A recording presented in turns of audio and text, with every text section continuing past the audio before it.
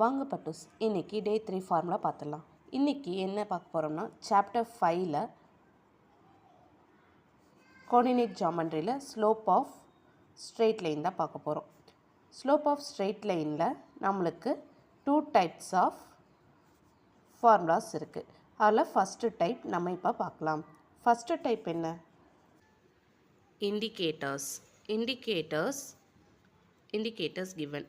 அதாவது நம்மளுக்கு டீட்டா கொடுத்துருந்தாங்கன்னா அது எப்படி போடுறோம். இப்போ டீட்டாங்கிறது தான், இது பேர் தான். இந்த டீட்டாங்கிறத நம்ம என்னன்னு சொல்கிறோம்? இண்டிகேட்டர்ஸ்ன்னு சொல்கிறோம். இந்த ஃபார்முலா என்ன?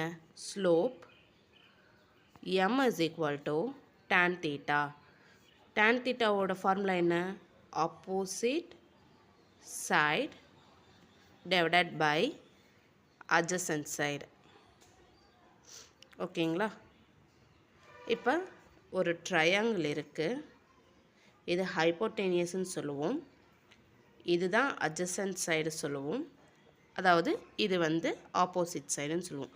இங்கே ஆங்கிள், இங்கே தீட்டா கொடுத்துருந்தாங்கன்னா இது ஆப்போசிட் சைடு, இது அட்ஜசன்ட் சைடு. ஒருவேளை இங்கே தீட்டா கொடுத்துருந்தாங்கன்னா இது ஆப்போசிட் சைடு, இது அட்ஜசன்ட் சைடு. அவ்வளோதான். லென்த் அதிகமாக இருக்கிறது தான் நம்மளுக்கு ஹைப்போடெனியஸ். ஆங்கிளுக்கு ஆப்போசிட்டில் இருக்கிறது ஆப்போசிட் சைடு, ஆங்கிளுக்கு பக்கத்தில் இருக்கிறது அட்ஜசன்ட் சைடு. இதை வச்சு தான் tan theta நம்ம கன்சிடர் பண்ணுவோம். இதுதான் ஸ்லோப் m கண்டுபிடிக்கிறதுக்கு. இது டைப் 2 நாளைக்கு பார்க்கலாம். Thank you friends. வீடியோவில் இன்னும் ஃபார்முலா 1, 2 டே 1, 2 பார்க்கலைன்னா முன்னாடி வீடியோ இருக்குது, நீங்கள் போய் கிளிக் பண்ணி பாருங்கள். பேஜை சப்போர்ட் பண்ணுங்கள். தேங்க்யூ.